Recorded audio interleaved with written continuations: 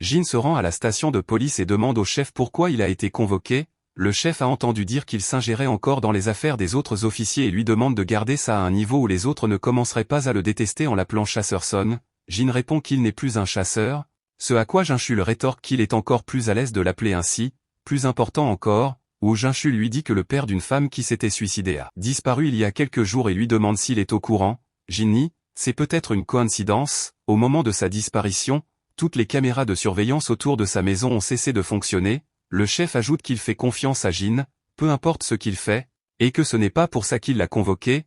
Il lui tend alors une carte en lui disant qu'il sentait que Jin voudrait savoir. Le directeur Gogeni. Non, plutôt le président Gogeni est dans un état critique, à l'hôpital dans la chambre de Gogeni. Jinwoo se téléporte, le président Gogeni ouvre les yeux et regarde Jin avant de désigner son masque. Jin le retire et Gogeni murmure qu'il est heureux de le voir, il dit qu'il cherchait à le voir depuis longtemps.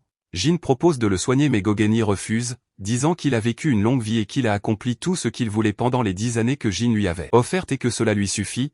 Il a cependant une faveur à lui demander. À l'époque, Jin lui avait parlé d'un monde où il combattait côte à côte. Il demande, peux-tu me montrer ce monde? Il veut voir à quoi il ressemblait, à quoi Jin ressemblait à cette époque. Jin lui répond que ce sont peut-être des souvenirs douloureux mais Gogeni insiste, il veut simplement retrouver les souvenirs qu'il a perdus. Jin finit par céder,